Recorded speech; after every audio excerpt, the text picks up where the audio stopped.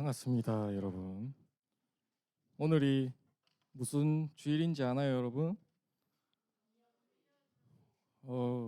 저기에 적혀 있네요. 그죠? 오늘은 종려 주일입니다. 예수님께서 나귀 새끼를 타고 예루살렘 성에 입성하시는 것을 기념하는 날이죠. 당시 이스라엘 백성들이 종려나무 가지를 흔들면서 예수님을 환영한 것에서 이름을 따서 종려 주일이라고 우리는 부르고 있습니다. 이제 종려주일에 예루살렘 성에 입성하신 예수님은 공생의 마지막 한 주를 보내시게 됩니다. 월요일에는 예수님께서 성전에서 장사하는 사람들을 내쫓으시면서 성전을 청결하게 하셨습니다. 화요일에는 지난주에 말했던 것처럼 변론의 날이라고도 불리는 날이죠. 예수님의 말씀에 어떻게든 꼬투리를 잡으려고 걸고 넘어지는 종교 지도자들에 맞서서 예수님께서 변론을 계속해서 하셨던 날입니다. 수요일은 침묵의 수요일이라고도 불리는데 수요일에 예수님께서 하신 사역은 성경에 기록되어 있지 않습니다. 그리고 목요일이 되었습니다. 목요일에 예수님은 제자들과 함께 유월절을 지키시고 마지막 만찬을 가지십니다. 그리고 밤이 되어 겟세마네 동산에 제자들과 함께 기도를 하러 가시죠. 제자들과 함께 기도를 하신 후 목요일에서 금요일에 넘어가는 자정쯤 가룟 유다가 사람들과 함께 예수님을 잡으러 옵니다. 그리고 금요일 아침 6시 성금요일이라고 부르죠. 예수님은 당시 유대 총독이었던 빌라도의 재판을 받게 됩니다. 빌라도가 군중들의 요구를 이기지 못하고 아무런 죄 없으신 예수님을 십자가에 못 박게 넘겨줍니다. 십자가를 지고 골고다 언덕에 가신 예수님은 오전 9시 십자가에 달리시게 됩니다. 이것이 오늘 함께 읽은 본문 전까지의 이야기입니다. 자, 그러면 33절에서 34절 말씀을 함께 읽어봅시다. 시작. 정오가 되자 온 땅에 어둠이 덮이더니 오후 3시까지 계속되었습니다. 오후 3시에 예수님께서 큰 소리로 외치셨습니다. 엘리 엘리 라마 사막다니, 이 말의 뜻 나의 하나님 어찌하여 나를 버리셨나이까 라는 뜻입니다. 아멘. 예수님이 오전 9시에 십자가에 못 박히셨는데 12시가 되자 온 땅에 어둠이 덮이게 됩니다. 그리고 어둠은 오후 3시까지 계속되었습니다. 십자가의 고통을 받고 계신 예수님께서 큰 소리로 외치십니다. 나의 하나님, 나의 하나님, 어찌하여 나를 버리셨나이까? 예수님께서 지금 하나님이 자신을 버리셨다고 탄식을 하고 계십니다. 십자가의 고통이 얼마나 견디기 힘드셨으면 하나님 아버지를 향해 이런 말을 하셨을까요? 그리고 이런 예수님의 모습을 그저 지켜볼 수밖에 없었던 하나님 아버지는 가슴이 얼마나 아프셨겠습니까? 아버지와 아들, 하나님과 예수님의 관계는 창조 전부터 있었습니다. 하나님과 예수님은 성령님과 함께 온 세상을 말씀으로 창조하셨습니다. 그리고 사람을 지으셔서 하나님이 창조한 세계를 다스리게 하셨습니다. 하나님의 말씀을 지키기만 하면 부족할 것이 하나도 없는 너무나도 완벽한 행복한 세상이었습니다. 그러나 지난주에 말했던 것처럼 사람은 하나님께 불순종했고 그 결과로 죄가 들어오게 됩니다. 하나님께서 창조하셨던 완벽히 조화로웠던 세상에 부조화가 찾아왔습니다. 하나님께서 창조하셨던 원래의 모습이 사람의 죄로 인해 오염되어 버렸고 하나님과 사람 사이에 친밀했던 관계도 멀어지게 되었습니다. 여기에서 우리는 하나님에게 두 가지 선택을 할 수 있다고 생각해 볼 수 있습니다. 첫 번째 선택은 뭐냐면 죄를 지은 사람을 그냥 멸망시켜 버리는 것이었습니다. 우리 창세기 2장 17절 말씀 함께 읽어보겠습니다. 시작. 그러나 선악을 알게 하는 나무의 열매만은 먹지 마라. 만약 그 나무의 열매를 먹으면 너는 반드시 죽을 것이다. 아멘. 하나님께서 처음에 사람을 창조하시고 선악과를 먹으면 반드시 죽는다고 명령을 하셨습니다. 그런데 아담과 하와는 선악과를 먹었죠. 죽음은 이제 죄를 지은 인간이 피할 수 없는 당연한 결과가 되었습니다. 하지만 하나님께서는 이들을 멸망시키는 선택을 할 수가 없었습니다. 하나님께서 사랑을 멸망시키는 선택은 하나님의 창조가 실패라는 것을 보여주는 것이었고, 그 무엇보다 사람을 사랑했기 때문에 사람을 멸해 버릴 수 없었습니다.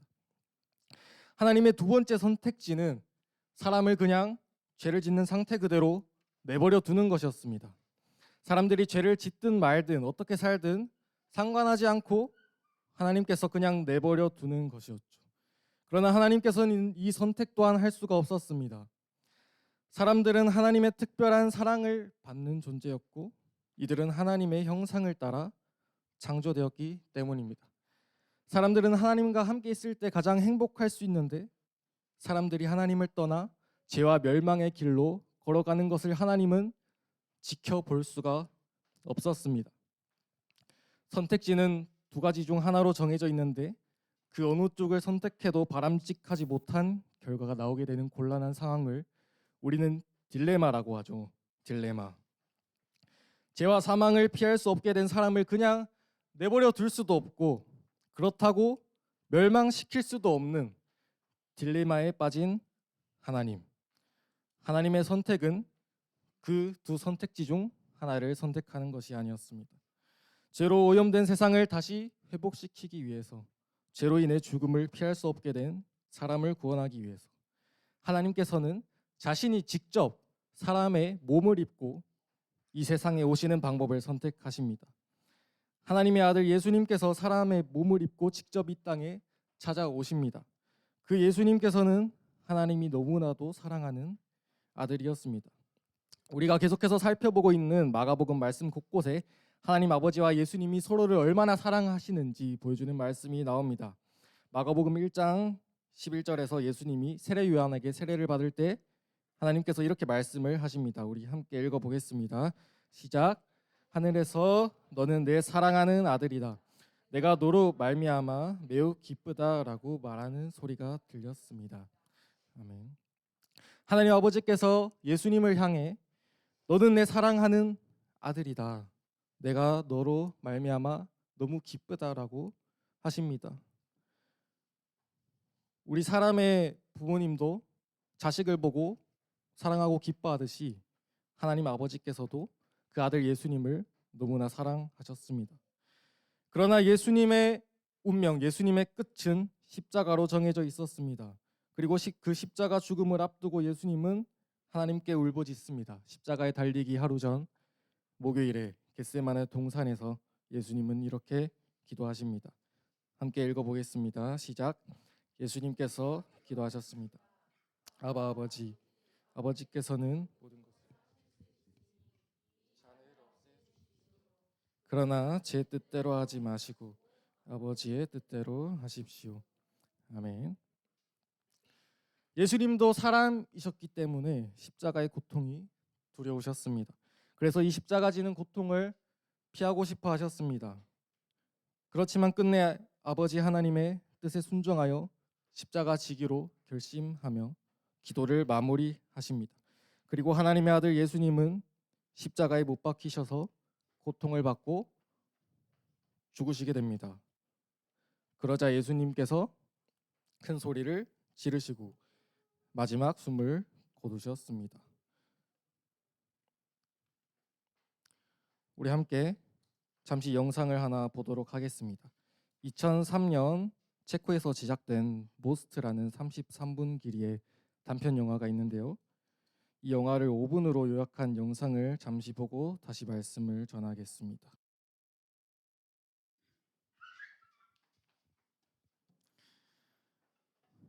죄에 빠진 사람들을 구원하기 위해서 하나님 아버지는 예수님이 십자가에 죽도록 버리셔야만 했습니다. 그리고 영상에서는 아들이 억울하게 죽은 것처럼 나오지만 예수님도 십자가를 기쁨으로 지셨습니다. 예수님 자신도 온 인류를 대신해 죄짐을 지고 죽기 위해 십자가의 고통을 기쁨으로 참아내셔야만 했습니다. 그 결과로 우리는 영원한 생명을 얻게 되었습니다. 하나님이 세상을 이처럼 사랑하사 독생자를 주셨으니 이는 그를 믿는 자마다 멸망하지 않고 영생을 얻게 하려 하심이라. 예수님이 십자가에서 돌아가신 후 성소의 휘장이 찢어집니다. 38절에 이렇게 말씀합니다. 그때 성전에 있던 휘장이 꼭대기에서 바닥까지 두 쪽으로 갈라졌습니다. 당시 성전 안에 있던 성소와 지성소를 가로막고 있던 휘장이 찢어집니다. 지성소는 하나님이 임재하시는 곳으로 여겨졌기 때문에 누구도 들어갈 수 없었고 대제사장만 1년에 한 번 들어갈 수 있었습니다. 그런데 예수님의 십자가 죽음으로 인해서 이 휘장이 찢어지게 됩니다.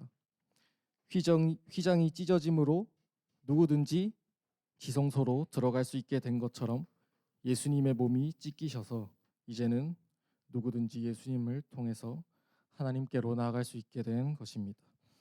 하나님과 사람 사이에 깨어졌던 관계가 예수님의 십자가로 이제 회복이 된 것입니다. 이렇게 놀라운 말도 안 되는 사랑을 우리가 받아 누리고 있습니다. 이제 내일부터 사순절의 마지막 주 고난 주간을 보내게 됩니다. 하나님과 예수님의 놀라운 사랑에 날마다 감사하며 감격하면서 예수님의 사랑을 더욱 깊이 묵상하는 사순절 보내는 중등부 친구들 되길 바랍니다. 오늘의 말씀을 생각하면서 그가 오신 이유 함께 찬양하겠습니다.